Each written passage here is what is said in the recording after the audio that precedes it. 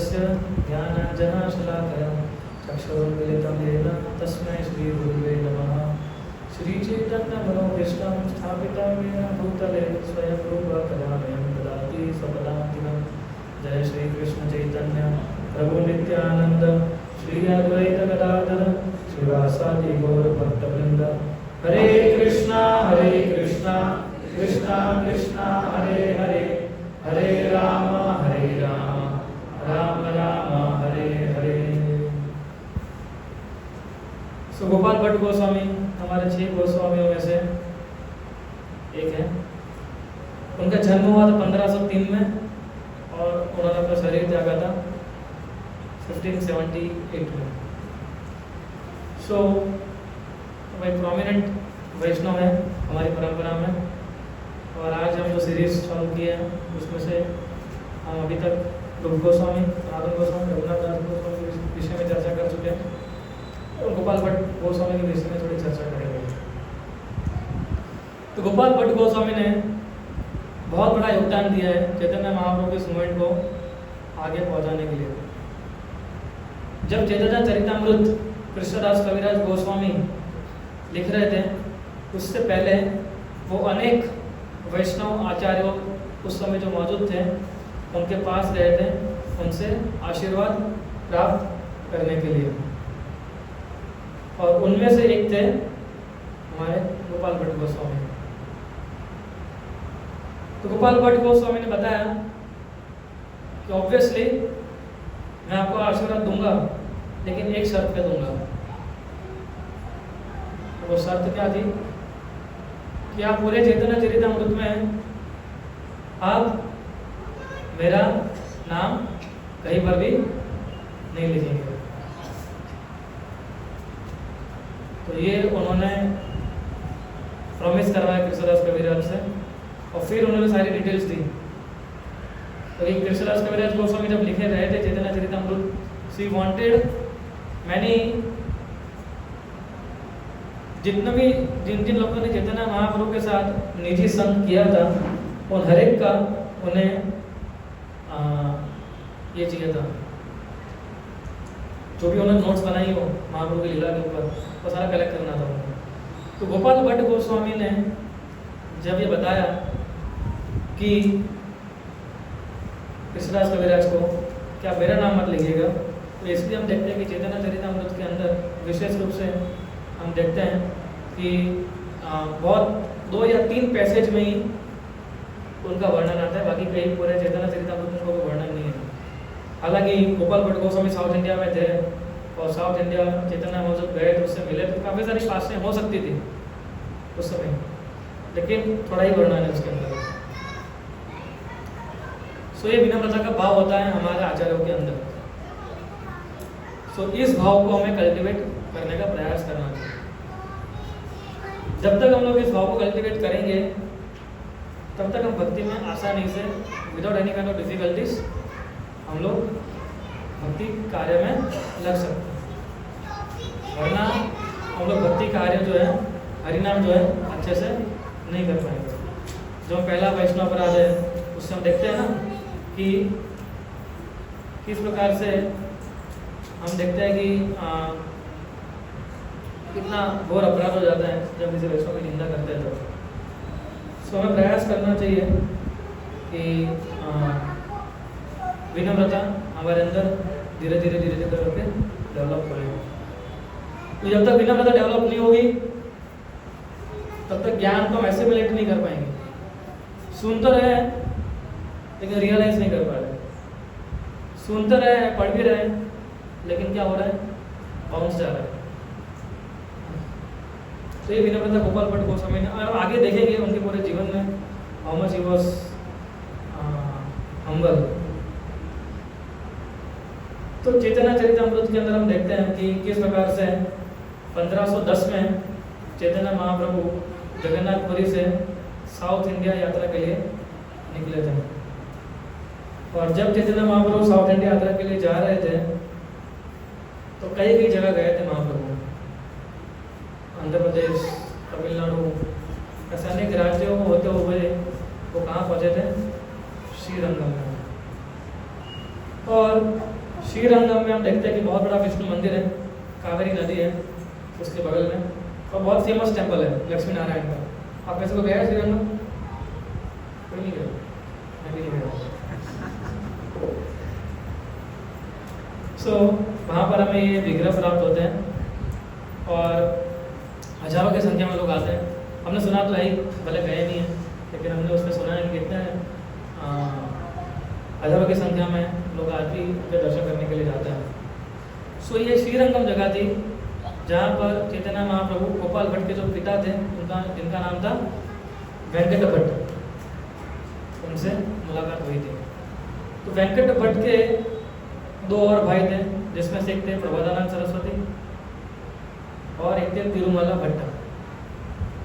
तो ज़्यादातर हम देखते हैं कि हमारे गौड़ीय परंपरा में हालांकि तीनों भाई थे, लेकिन वेंकट भट्ट और प्रबोधानंद सरस्वती ये ज़्यादा नाम सुनने को मिलते हैं हमें, है ना।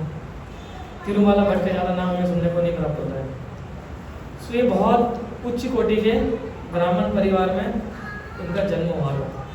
और गोपाल भट्ट जो थे वो वेंकट भट्ट के पुत्र थे, और उन्होंने चैतन्य महाप्रभु को अपने घर पे, क्योंकि चतुर्मास का पीरियड था, यही पीरियड था, सोचिए आप, चतुर्मास का शुरू हुआ था, उस समय महाप्रभु वहाँ पहुँचे थे।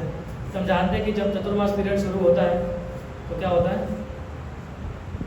तो सन्यासी होते हैं वो एक स्थान पे रुक जाते हैं, है ना।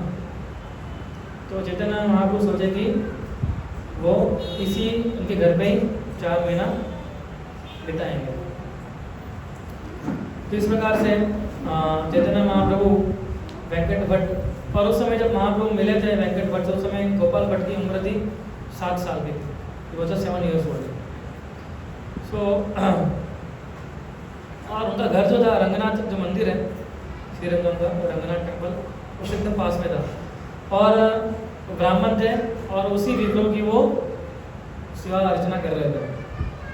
और इसका मतलब कहा जा सकता है कि वेंकट भट्ट और उनका जो पूरा फैमिली था वो कौन से संप्रदाय से बिलोंग करता था?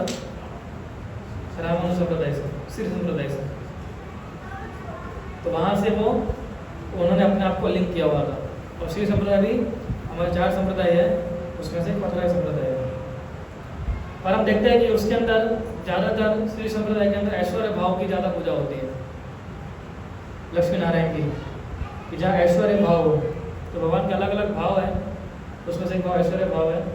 तो द्वारका का भी जो मूल भाव है वो भी यही है कि भगवान द्वारका में एक राजा के रूप में रुके हुए थे। तो वहाँ पर भी यही एक भाव हमें देखने को मिलता है द्वारका में। तो जिस प्रकार से और उनकी बहुत ताम झाम से उनकी सेवा अर्चना की जाती है। लेकिन उनका फिर भी उनका लक्ष्मी नारायण के प्रति जो उनका भाव था सेवा करने का वेंकट भट्ट का, उससे चैतन्य महाप्रभु बहुत संतुष्ट थे। चैतन्य चरितामृत में एक जगह लिखते हैं, प्रभुर तुष्ट होइले मन, प्रभुर तुष्ट होइले मन, यानी प्रभु का जब उन्होंने देखा कि इस प्रकार से लोग सेवा अर्चना कर रहे हैं, उनका मन तुष्ट हो गया, उनका मन जो था वो संतुष्ट हो गया, सेटिस्फाइड हो गया। इवन दो चैतन्य महाप्रभु राधा कृष्ण की जो लीला है उसके बारे में बताते थे, फिर भी, है ना। लेकिन फिर भी हम देखें कि इतना सब कुछ होने के बाद भी चैतन्य महाप्रभु जो ओरिजिनल जो वर्जन है राधा कृष्ण का वो इंटेक्ट रखा उन्होंने। हालांकि चैतन्य उनके घर पे 4 महीने रुके थे, पर स्टिल महाप्रभु ने जो राधा कृष्ण का जो भाव है, जो भाव हमारे संप्रदाय से आ रहा है, हमारे संप्रदाय में आ रहा है, वो ज़्यादा इम्पोर्टेंट है, और महाप्रभु ने उसको ओरिजिनल इंटेक्ट रखा। लेकिन फिर भी काफ़ी एक डिबेट, पूरा तो डिबेट वर्ड यूज़ नहीं कर सकते, लेकिन एक वार्तालाप हुआ वेंकट भट्ट और चैतन्य महाप्रभु के बीच में। किसको लेके हुआ कि चैतन्य ऐसे बोले कि आप जो है लक्ष्मी देवी की पूजा करते हैं, और सर्टेनली लक्ष्मी देवी जो है भगवान की जो छाती है ना, वहाँ पर विराजमान करते हैं। लेकिन हमारे जो कृष्ण है वो तो क्या करते हैं, गाय चराते हैं। चैतन्य ऐसा पूछे ऐसा क्यों है कि भले लक्ष्मी जो है इतनी चेस्ट वाइफ है विष्णु की, और हमेशा उनके चेस्ट पे रहते हैं। चेस्ट वाइफ यानी वो वाली वाइफ तो अपने पति को ही सर्वंत मानती है, और ये चेस्ट मैंने बोला अलग भाव से। सो चेस्ट यानी छाती, एक छाती का भाव था, एक अपने पति के प्रति भाव था। तो खाली कृष्ण का संग प्राप्त करने के लिए, तो फिर ऐसा क्यों है, खाली कृष्ण का संग प्राप्त करने के लिए यानी रासलीला में एंटर होने के लिए लक्ष्मी देवी को भी हम देखते हैं कि कितनी सारी आजीजी करनी पड़ी थी, तपस्या करनी पड़ी थी एक तरीके से ना। तो ऐसा क्यों है? फॉर अ लॉन्ग टाइम उन्होंने बहुत सारे तपस्या की, उसके बाद उनको एंट्री मिली थी। वेंकट भट्ट बहुत विनम्र भक्त है। वेंकट भट्ट बोले कि कृष्ण और नारायण एक्चुअली एक ही है, उसमें कोई अंतर नहीं है ना। और इसलिए जो लक्ष्मी जो थी वो नेचुरली कृष्ण के प्रति आकर्षित थी, उसमें कोई डाउट नहीं है। और कृष्ण का एक्सपेंशन हम देखते हैं कि विष्णु फॉर्म में है। इस प्रकार से वेंकट भट्ट इस प्रकार से बता रहे थे और उन्होंने एक्सेप्ट भी किया। हाउएवर कृष्णा का जो मैनिफेस्टेशन है, जो कृष्णा का जो स्वरूप है वो हमेशा सुपीरियर है, वो भी उन्होंने एक्सेप्ट किया कि लेकिन उन्होंने बताया कि दोनों में एक बहुत अंतर है कि कृष्ण जो है उनका अट्रैक्शन इसलिए है क्योंकि वो कॉन्जुगल रस है, यानी कि एक प्रेम भाव में उन्होंने उसको ज़्यादा प्रचलित किया और कॉन्सिक्वेंटली, और ये नारायण का जो भाव है उससे ऊपर है। इस प्रकार से वार्तालाप चल रही थी, ऐसे बहुत थियोलॉजिकल और फिलोसॉफिकल चीज़ें दोनों के बीच में चल रही थी, वेंकट भट्ट और चैतन्य महाप्रभु के बीच में। कभी हम लोग ले सकते हैं इसको कि वेंकट भट्ट क्या पूछ रहे थे लक्ष्मी नारायण और राधा कृष्ण के बारे में, और चैतन्य महाप्रभु कैसे राधा कृष्ण के बारे में बता रहे थे। तो हमारा जो मूड है, तो वो भी थियोलॉजी नॉलेज भी हमारे अंदर थोड़ा होना चाहिए कि जिससे हमें मालूम पड़ता है कि हम जिस संप्रदाय में हैं वो क्यों ऑथराइज्ड है, और 4 संप्रदाय में भी हम लोग भी इसमें चैतन्य महाप्रभु प्रकट हुए थे। चैतन्य महाप्रभु तो काफ़ी उनकी धीरे धीरे शुरू कर दिए थे वेंकट भट्ट को बताने के लिए। चैतन्य महाप्रभु बोले कि हाँ मुझे मालूम है कि लक्ष्मी के पार्ट से कोई गलती नहीं हुई है ना, बट स्टिल वो रास डांस में एंट्री नहीं ले सके फिर भी, है ना। सो ये खाली रिजर्व था कृष्णा के इंटीमेट भक्तों के लिए, राइट। और ये सारे शास्त्र बताते हैं।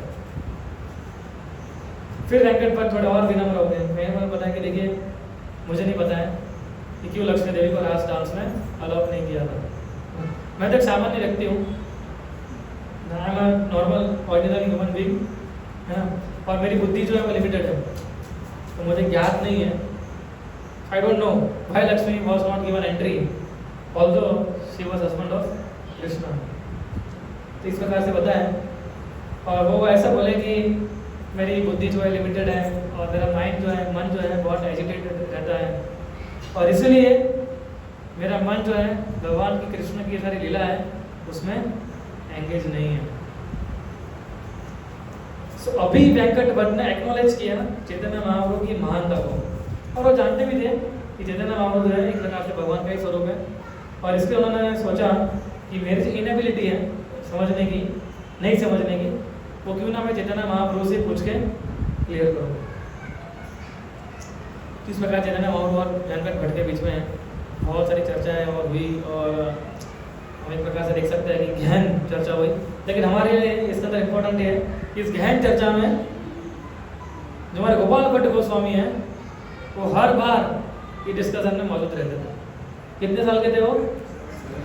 7 years, पर स्टिल वो हमेशा मौजूद रहते थे सुनने के लिए गोपाल भट्ट गोस्वामी, और चैतन्य महाप्रभु के प्रति उनका एक विशेष आकर्षण हुआ करता था वेंकट भट्ट का। और जैसे ही हम देखेंगे आगे कि जैसे ही 4 महीने जब खत्म हुए,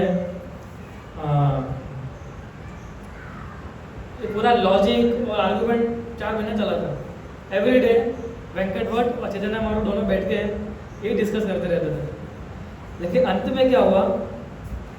अंत में they got convinced, Venkat Bhatt, Prabodhananda Saraswati और तिरुमला भट्ट। उन्होंने जब चैतन्य महाप्रभु जाने का समय आ गया तो समहार अदर वो कन्विंस हो गए and then they started to commit Gaudiya Sampradaya. फिर उन्होंने सोचा कि अभी हम लोग चैतन्य महाप्रभु ने इतना सारा डाउट क्लियर किया उनका, फिर वो बताया कि अभी हम लोग चैतन्य महाप्रभु के साथ गौड़ीय वैष्णव जो है मूवमेंट, उसके अंदर हम लोग हमारा योगदान देंगे। सो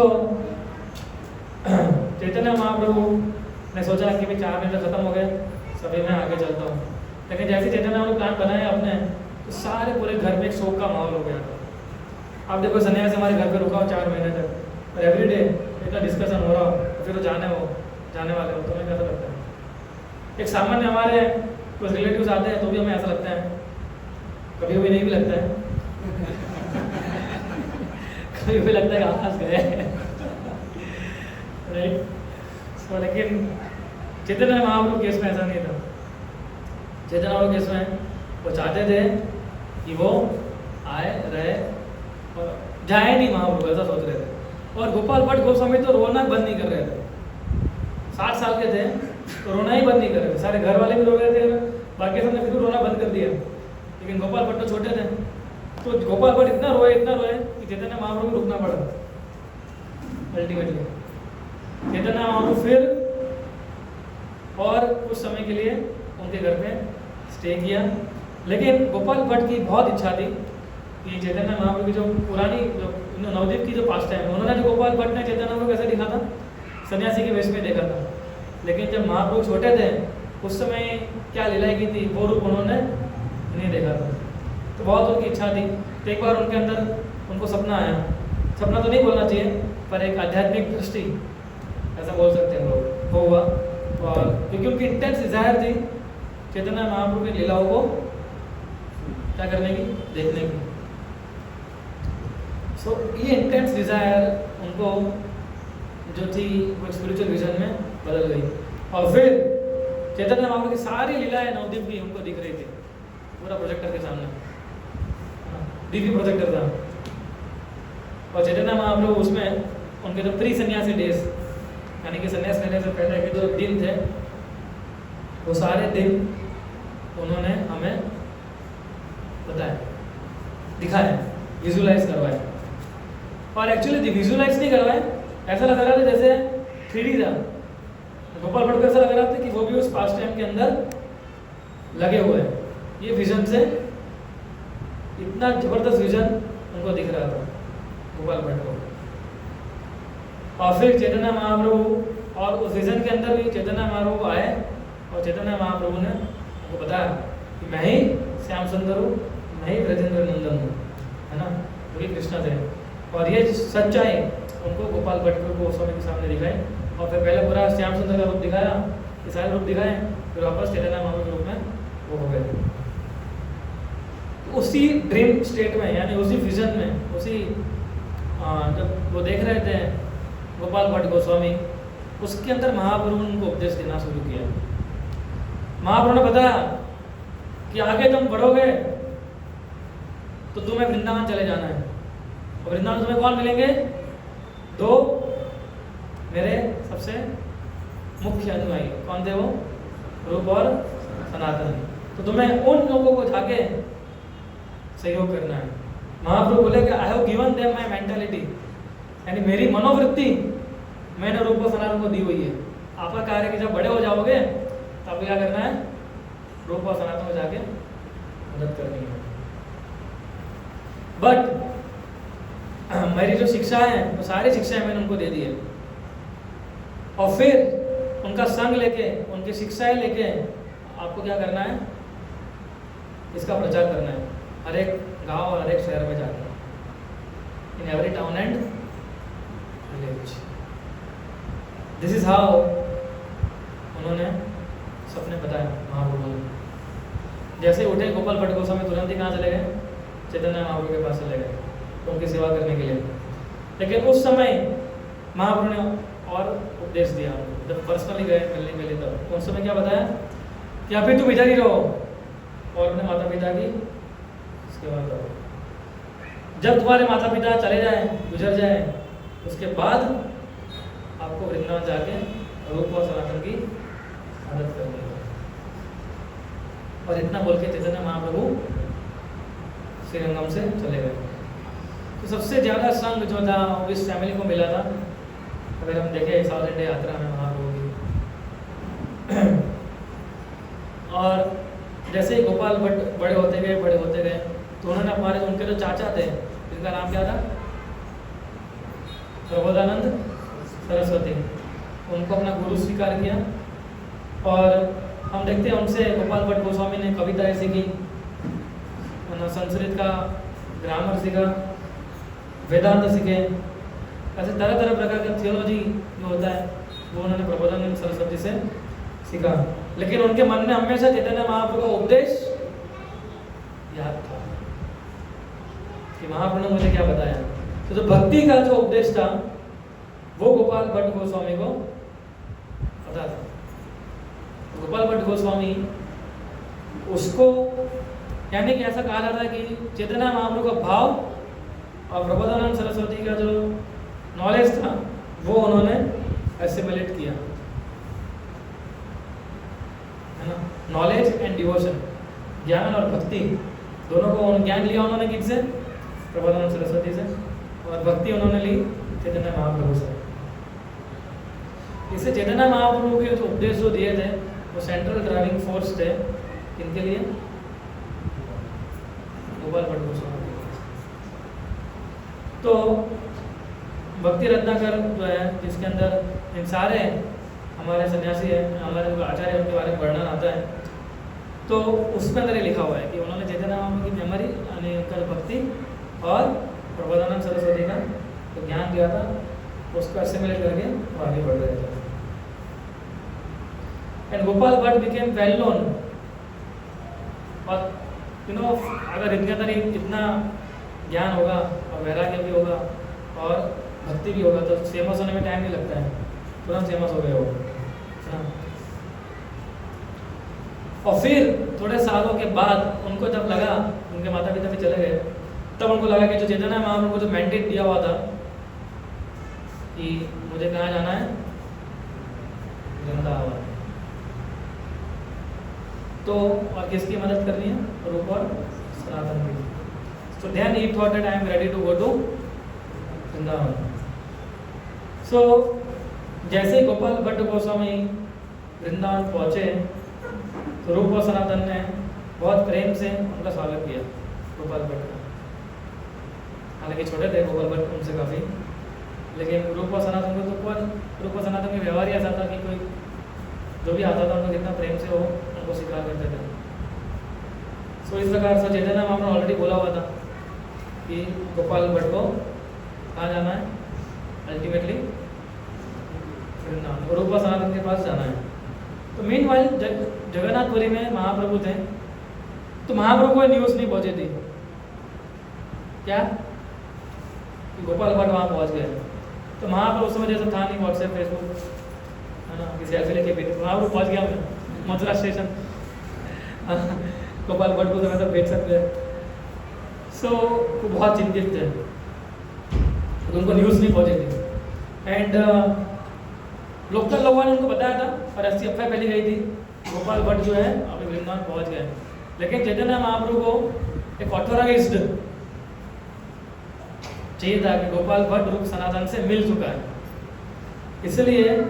लेकिन हम देखते हैं इसलिए उन्होंने उनका तो पुरी में, महाप्रभु ज़्यादा पुरी में रहते थे, तो वहाँ से ना रूप और सनातन को एक लेटर भेजा कि क्या गोपाल भट्ट जो है वो आ चुके हैं कि नहीं आ चुके हैं। सो तुरंत एक मैसेंजर पुरी पहुंचा वृंदावन से संदेश लेके पुरी, और रिस्पांस के साथ, इसका रिस्पांस रूप और सनातन का कि yes he is here, Gopal Bhatt is here. और जितने वृंदावन वासी है और जितने हमारे आचार्य लोकनाथ गोस्वामी, भूगर्भ गोस्वामी, काशीश्वर पंडित, परमानंद, फिर रघुवंश कृष्णदास कविराज, इन सारे लोगों ने गोपाल भट्ट को बहुत आशीर्वाद दिया और स्वीकार किया है और बहुत आनंदित है गोपाल भट्ट को इधर देखते हुए। सो और गोपाल भट्ट ने इधर आके, आप जब श्रीरंगम गए थे उस डे के बारे में भी हमें बताया है, तो उसका बहुत आनंद है। तो इस प्रकार से एक लेटर चिट्ठी भेजी, पर चिट्ठी देखने के बाद और उन्होंने ये भी लिखा कि हमने गोपाल भट्ट को हमारा ही भाई समझ के उसको हमने एक्सेप्ट कर दिया है और उन्होंने पूरा जीवन के लिए अभी रिनाउंस ऑर्डर ऑफ लाइफ स्वीकार कर लिया। तो जैसे ही महाराज ने महाप्रभु ने ये सुना तो महाप्रभु एकदम भावान्वित हो गए। इतना महाप्रभु बहुत प्रसन्न हो गए और उन्होंने उसी लेटर के अंदर रूप गोस्वामी ने महाप्रभु एक चीज़ और भी बताई थी। उन्होंने बताया, चलिए बताया, रूप गोस्वामी ने कौन से विग्रह की स्थापना की थी वृंदावन में?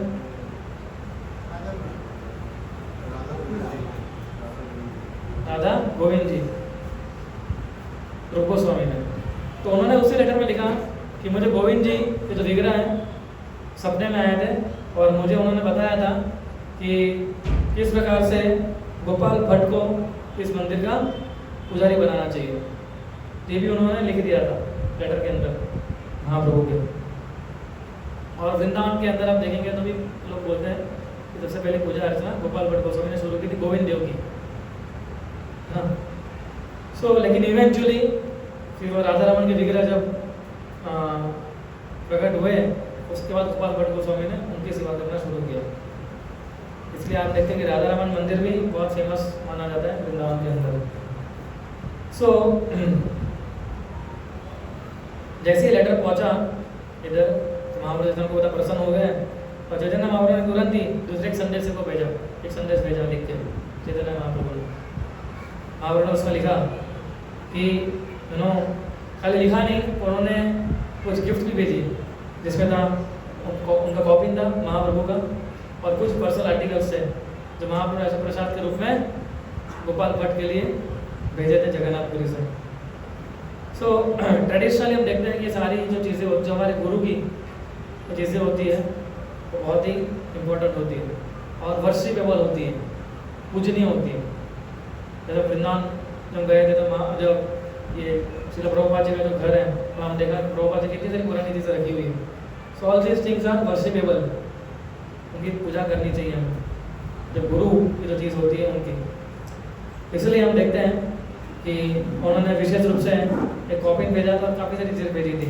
आज भी अगर आप राधा रमन मंदिर में जाएंगे तो उनको अगर आप किसी पुजारी से पूछेंगे अभी भी एक छोटी सी चेयर, वुडन चेयर पड़ी हुई है जिस चेयर पे चैतन्य महाप्रभु बैठा करते थे ना।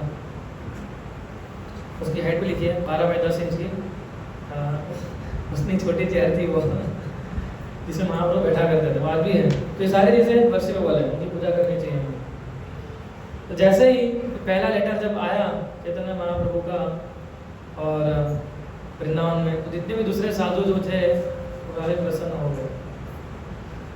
दे become very joyful and overwhelmed. Chaitanya Mahaprabhu ने गोपाल भट्ट के लिए इतना भेजा और रूप सनातन तो भाव में आ गए थे, एस्टेटिक फॉर्म में आ गए रूप सनातन देखते हुए। तो इसलिए गोपाल भट्ट जो थे बहुत कृतज्ञ हो गए थे महाप्रभु के कि महाप्रभु ने पर्सनली उनकी पर्सनल चीज़ें मेरे को भेजी थे प्रसाद के रूप में। सो लेकिन जैसे रूप गोस्वामी लेटर पढ़ रहे थे, रूप गोस्वामी के नाम से चिट्ठी आई थी तो गोपाल भट्ट को जब भेज के दिया और जैसे लेटर आगे पढ़ रहे तो चैतन्य महाप्रभु ने कुछ स्पेसिफिक इंस्ट्रक्शन दी थी गोपाल भट्ट के लिए। सो उनको चैतन्य ने लिखा था कि आप कोई भी किसी के ऊपर डिपेंड मत होइए, you should not have permanent residence, आपका कोई घर नहीं होना चाहिए। ये सबसे पहले उपदेश दिया चैतन्य महाप्रभु ने गोपाल भट्ट को चिट्ठी में।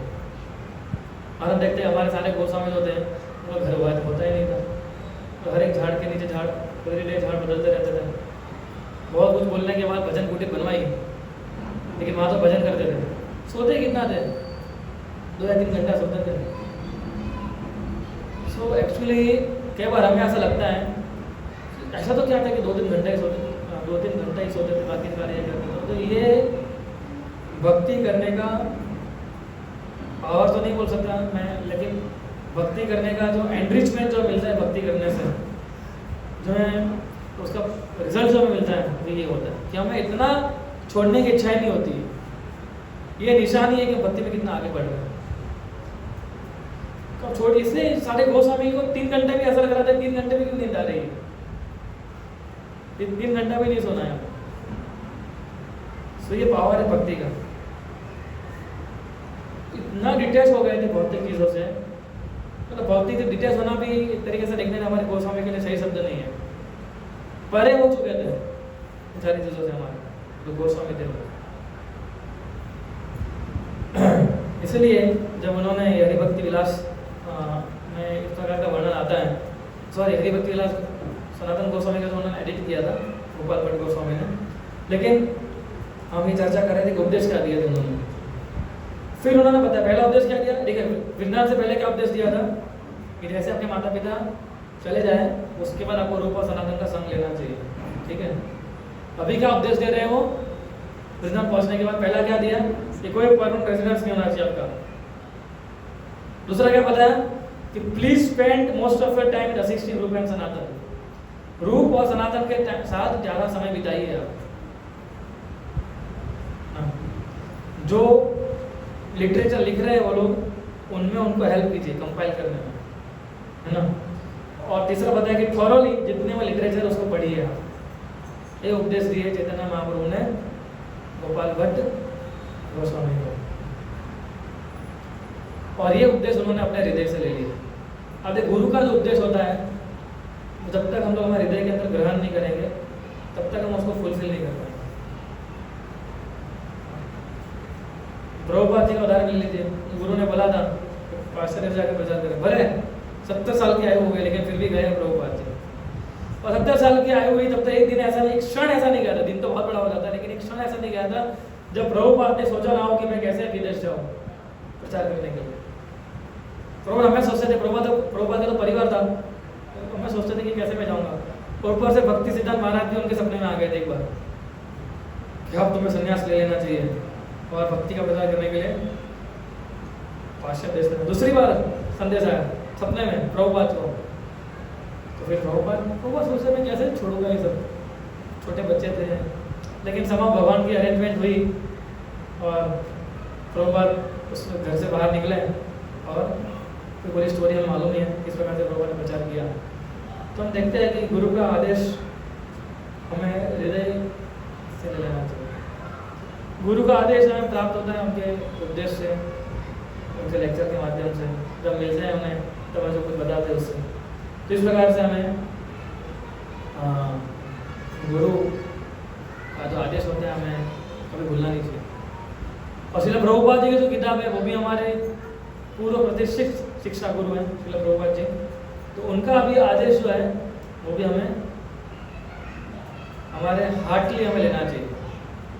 जो कि हम और सुबह कोर्स बोलते हैं मंदिर में, है ना, तो वो सारे जो टीचिंग्स हैं श्रील प्रभुपाद जी की वो हमें हार्टली लेनी चाहिए और उसको ये 3 प्रकार फॉलो करने का प्रयास करना चाहिए। और उन्होंने फिर तुरंत इंस्ट्रक्शन को हृदयपूर्वक ले ली।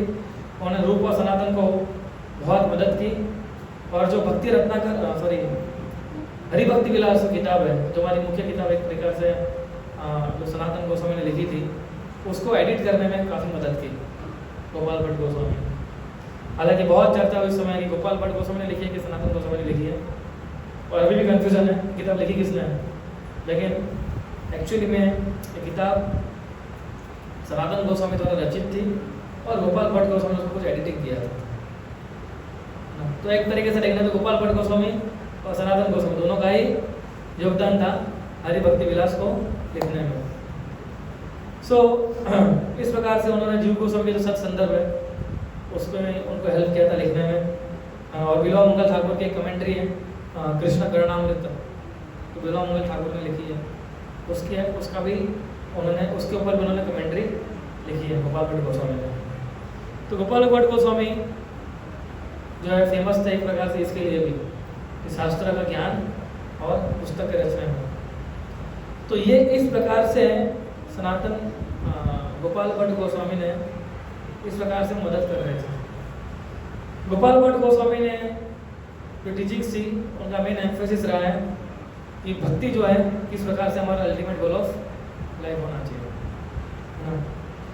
हरिनाम संकीर्तन कि भगवान के नामों का जप करना वो कितना महत्वपूर्ण है, इसका एस्टैब्लिशमेंट गोपाल भट्ट गोस्वामी ने करवाया।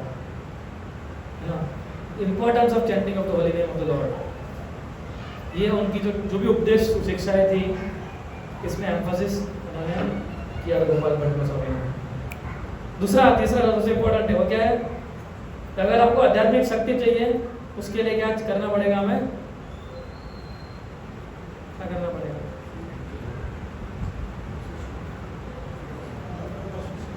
भक्तों का एसोसिएशन करना पड़ेगा। ये बताया उन्होंने कि भक्तों का एसोसिएशन जो है, संघ जो है, वो कितना इंपॉर्टेंट है आध्यात्मिक शक्ति के लिए, और इम्पोर्टेंट है एक्चुअली। हमने कितने उदाहरण दे दिए अब तक आप लोगों को, एक साथ उदाहरण देते जा रहे हैं ना कि भक्तों का संग कितना महत्वपूर्ण है, भक्तों का संग नहीं करना चाहिए हमें, भक्त अभक्त और पूरा मतलब ऑनलाइन हो चाहे ऑफलाइन हो, हर एक में हमने इसके इम्पोर्टेंस बताया। हम भी ऐसे नहीं बताते, गोपाल भट्ट को से बताया इसलिए बता रहे हैं। फिर उन्होंने बताया कि किस प्रकार से विनम्रता, सहनशीलता और सेल्फ कंट्रोल, आत्मनियंत्रण कितना जरूरी है भक्ति के पाथ में। तो बहुत जरूरी हो जाता है। जब हमारा किसी से नियंत्रण नहीं होता है तो पागल ऐसे बन जाता है। हमें ऐसा लगता है कि हम कुछ भी कर सकते हैं। अनियंत्रित व्यक्ति सोचता है कि मैं कुछ भी कर सकता हूँ, कभी भी उठ सकता हूँ।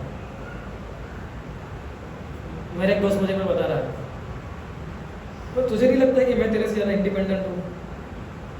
बोला कैसे? पर तू कितने नियमों का पालन करना पड़ता है। सुबह जल्दी उठ जाओ, माला करो, इधर नहीं खाना है, उधर नहीं खाना है ना। के बाद क्या लोग बाहर जाते थे खाने के लिए, मैं नहीं जाता था, उनको गोविंदास में लेके आता था। बोले तू खाली तेरे अपने खुद की मंदिर के रेस्टोरेंट में खाता है। हाँ, हम तो कहीं भी खा सकते हैं, कुछ भी कर सकते हैं, गेम भी खेल सकते हैं, मूवी भी देख सकते हैं। तो मुझे लगता है कि हम ज़्यादा तेरे से ज़्यादा इंडिपेंडेंट हैं, तेरे से ज़्यादा खुशी मना रहे हैं हम लोग। तो क्या ही समझाएं ऐसे लोगों को अभी? भक्ति को समझेंगे तो क्या समझाएंगे? सो मैं बोला तो नहीं समझ पाएगा, है ना। तो ये भी एक हमें डेवलप करना है कि जो अभक्त होता है, हमें जिसको जो है ना श्रद्धालु को कृष्ण नाम का महिमा का उपदेश बताना, ये श्रद्धालु थे। तो क्या कृष्ण का महिमा, कृष्ण नाम का महिमा का उपदेश क्या समझाऊंगा मैं उसको अभी? हाँ, वो कभी समझ नहीं पाएगा। मैं बोला तो अपने जीवन के मजे ले, अपने ले रहा हूँ, राइट। कॉलेज में तो क्या बोलेंगे, यही बोलेंगे अभी। सो ये बहुत इंपॉर्टेंट हो जाता है सत्संग और आत्मनियंत्रण। इसलिए जिसका आत्मनियंत्रण होता है वो सबसे ज़्यादा एक्चुअली में खुशी होता है ना। बाकी इल्यूजन में होता है, वो इल्यूजन में था कि मैं खुशी हूँ एकदम। उसको क्या मालूम हरि नाम जप करने में कितना आनंद आता है, तो क्या पता कि भगवत गीता पढ़ने में कितना आनंद आता है। लोगों को लगता है कि नीति नियम तो स्ट्रेस है, लेकिन हमको तो मजा आती है नीति नियम फॉलो करने में। We feel joy when we say कि भी हम लोग चाय कॉफ़ी नहीं पीते, ये सारे रूल्स एंड रेगुलेशन का फॉलो करते हैं, और हमारा जीवन कितना नियंत्रित बन जाता है। ये बहुत जरूरी है, वही समझ सिखा इसका जरूरी है, ये सिखाया गोपाल भट्ट को। इसका उनका ही टीचिंग एम्फोसिस था। आई एम जस्ट सिनॉप्सिस बता रहा हूँ मैं, हालांकि गोपाल भट्ट गोस्वामी के जो रचित जो पुस्तक है वो तो बहुत सारी है। सो उन्होंने सिखाया कि जो वृंदावन है, भगवान की भूमि है, यू नो, उसका क्या सिग्निफिकेंस है वृंदावन में ठहरने का। तो वृंदावन में जो व्यक्ति ठहरता है वो कोई साधारण व्यक्ति नहीं होता। गए जन्म में काफ़ी कुछ पुण्य किए होंगे, तब जाके उनको वृंदावन में रेजिडेंस प्राप्त होता है, राइट। फिर उन्होंने सिखाया कितना इम्पोर्टेंस है गुरु की आज्ञा का पालन करना और शास्त्र की आज्ञा का पालन करना। इसका क्या इम्पोर्टेंस है वो भी उन्होंने हमें सिखाया। तो बहुत इम्पोर्टेंट है एक्चुअली। हम तो लेक्चर सुनते हैं, है ना, उसमें एक एक शब्दों को सुनना और उसको अप्लाई करना हमारे जीवन में तो बहुत ज़रूरी हो जाता है अगर हम अध्ययन प्रगति करते हैं। तो ठीक है, आते हैं मंदिर जाते हैं, और डेडिकेशन चाहिए होता है। इन सारे बोस में डेडिकेशन देखिए, जितना एक बार बोल दिया तो कितना भगवान उनके। कई बार मैं जब पढ़ता हूँ इन हमारे आचरण के बारे में, तो केवल लगता है कि डायरेक्ट भगवान उनको उपदेश देते सपने में आके, न कहीं कोई पुजारी आके बोलेगा भगवान का, या सपने में आके कोई भगवान कुछ बोलेंगे, है ना। हमारे तो कभी ऐसा होता ही नहीं है ना, कहाँ से होगा। क्या कितने अच्छे बचे हैं हमारे भौतिक जीवन के अंदर, है ना, कि और फील भी नहीं होता है कि हमें ऐसा क्यों नहीं हो रहा है। जो गोपाल भट्ट को जब पढ़ रहा था, जब मैं 2 साल पहले जब सारे गोस्वामी के बारे में पढ़ रहा था कोरोना के समय में, तो हम में से एंट्रिस्ट होते थे हम लोग कि रूप गोस्वामी इतने महान थे, सनातन गोस्वामी इतने महान थे कि चेतन खुद उनको उपदेश दिए, खुद ये सारी चीज़ें करवाई उनको। और फिर उन्होंने काफ़ी सारी चीज़ें लिखी, और भी किताबें लिखी उन्होंने, जिसमें से एक था सत्य क्रिया सारा दीपिका, ये जो गृहस्थों के लिए लिखी थी उन्होंने। फिर इसके अंदर गृहस्थों के जो रिचुअल्स होते हैं, है ना, शादी करना, बच्चा उत्पन्न करना, मुंडन करवाना, अलग अलग तरीके जो 16 संस्कार तो बताए गए हैं, उसके विषय उन्होंने टिप्पणी लिखी, तो केवल गृहस्थ के लिए। उन्होंने संसार दीपिका भी लिखी हम जैसे लोगों के लिए, जो ब्रह्मचारी है, सन्यासी है, उनके लिए उन्होंने संसार दीपिका लिखी। तो इस प्रकार से काफ़ी सारी उन्होंने पुस्तकें लिखी है, लेकिन मोस्ट इम्पोर्टेंट वर्क था उनका हरिभक्ति विलास। मोस्ट इम्पोर्टेंट यानी कि जो सबसे इम्पोर्टेंट माना जाता है उनका, वो था हरिभक्ति विलास। सो सनातन गोस्वामी के रूप में उन्होंने लिखी और इन्होंने एडिट की, लेकिन उनका रघुनाथ दास गोस्वामी रूप को सनातन गोस्वामी की प्रसन्नता के लिए सारे कार्य कर रहे थे। गोपाल भट्ट रूप सनातन जीव दूसरे जो 3 गोस्वामी थे हमेशा बोलते थे कि रघुनाथ दास जो गोस्वामी की प्रसन्नता के लिए काम करते हैं। जब किसी और की वैष्णव की प्रसन्नता के लिए काम करते हैं तो हम ऑटोमेटिकली प्रसन्न हो जाते हैं। जब हमने गुरु की सेवा करने के लिए जाते हैं तो ऑटोमेटिकली हम लोग प्रसन्न हो जाते हैं, राइट।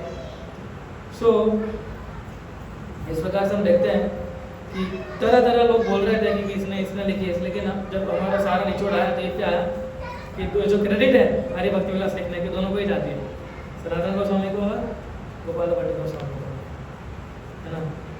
और उन्होंने व्याकरण की भी काफ़ी सारी लिखा है, किताब लिखी, हरिनामामृत व्याकरण भी उन्होंने लिखा गोपाल भट्ट गोस्वामी ने, और वैल्यूएबल इंसाइट्स दिए अलग अलग डिवोशनल प्रैक्टिस। एक्चुअली हम लोग जो भी विधि विधान हम देख रहे हैं, जो अर्च विग्रह की सेवा करना, फिर वैष्णव एटिकेट, वैष्णव का आगे, सारी चीज़ हरिभक्ति विलास में से और इस हमारे गोस्वामी की पुस्तक में से ली गई है।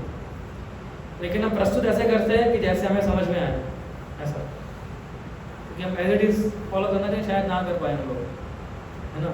इसलिए हम लोग उसको ट्रांसलेट करके इस प्रकार से प्रस्तुत किया जाता है हमारे गोस्वामी की टीचिंग्स को, कि हम लोग उसको ग्रहण कर सकें, एक्सेप्ट कर सकें। सो इस प्रकार से हम देखते हैं कि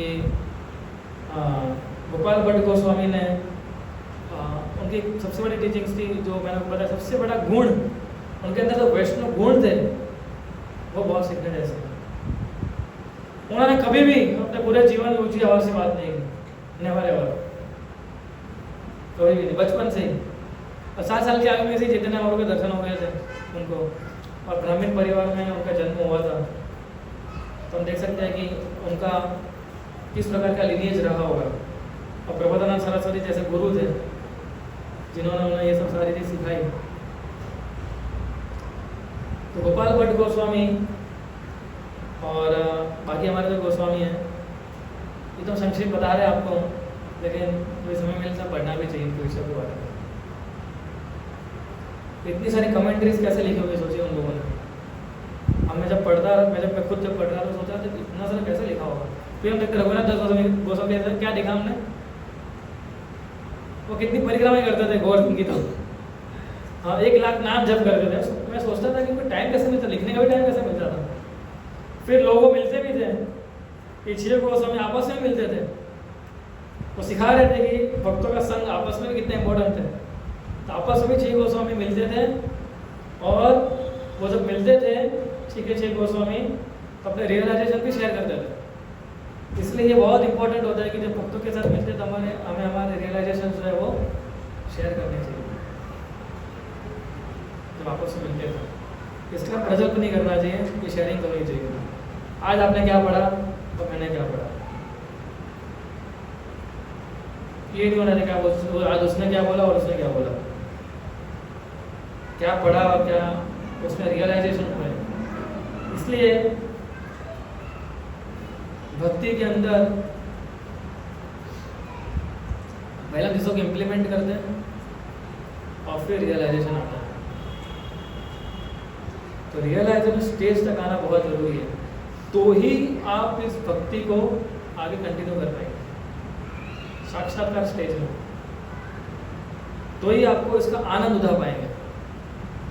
पर केवल ये भी स्ट्रेस हो जाता है, क्या कॉलिंग करो, कसर बना के लेके आओ, मंदिर जाओ, ये भी स्ट्रेस होने लगता है। जब स्ट्रेस होने लगता है उसका मतलब है कि हमारा अभी रियलाइजेशन नहीं हुआ। तो भक्ति कभी स्ट्रेस नहीं होती है, भक्ति का नेवर भी है स्ट्रेस, राइट। तो जब भक्ति स्ट्रेस लगने लगे समझ जाना चाहिए हमें कि कुछ तो गड़बड़ चल रही है, दया कुछ तो गड़बड़ है, तो कुछ तो गड़बड़ है है ना। तो जब भक्ति में आनंद नहीं आता है तुरंत हमें किसके पास जाना चाहिए, फिर तुरंत भक्तों के संग में, तुरंत हमारे मेंटर को पूछना चाहिए प्रभु सबसे पहले समझना पड़ेगा भक्ति में आनंद नहीं आ रहा है, ये भी रियलाइजेशन है। तुरंत भक्तों को आनंद नहीं आ रहा है भक्ति करने में। अगर हम भक्तों का संग नहीं करते हैं तो हम अपनी मर्जी से चलते हैं तो फिर डाउन होने लगते हैं, ये भी है। क्योंकि अपनी मर्जी से चलना तो वृत्ति हमारे अंदर है, क्योंकि हमारा भगवान ने हमें हिंदी स्वतंत्रता दी है, इसलिए तो स्वतंत्रता का मतलब ये नहीं कि कुछ भी करेंगे ना। स्वतंत्रता को अलाइन करना है भगवान के उपदेश के साथ, और भगवान के उपदेश को अलाइन कौन करवा सकता है, भक्ति करवा सकता है। एक भक्ति बता सकता है हमें कि किस दिशा में आगे बढ़ रहे हैं और कब कितना कर कब कितना नहीं करना चाहिए। इसलिए जब कोई व्यक्ति ज़्यादा नियमों का पालन करता है हम उसको मना भी करते हैं, भाई रुक जाओ, अभी मत करो, अभी इतना करो काफ़ी है। तो वो तो रोज एक समय है मेरे पास, मुझे और आगे बढ़ना है, रुक जाओ। क्योंकि उनको पता है कहाँ ब्रेक लगानी है तो कहाँ फुल स्पीड में चलना है ना। नहीं तो क्या होगा, एक्सीडेंट हो जाएगा। एक्सीडेंट क्यों होता है, एक्सीडेंट कैसे होता है, जब हम हाईवे पे चलते एक्सीडेंट क्यों होता है, क्योंकि हमारा ध्यान नहीं होता है ना। सो ये सारे गोस्वामी की टीचिंग्स में हमें ये प्राप्त होता है, ठीक है। और श्रील प्रभुपाद हमारे आचार्य जो होते हैं, गोपाल भट्ट गोस्वामी की जो ये सबसे बड़ी लिखावट है हरि भक्ति विलास, है ना। ऐसा कहा जाता है कि ये प्राइमरीली ये हम वैष्णव गौड़ीय संप्रदाय के लिए हैं, लेकिन उस समय काल परिस्थिति के अनुसार उसको अप्लाई किया जा सकता है।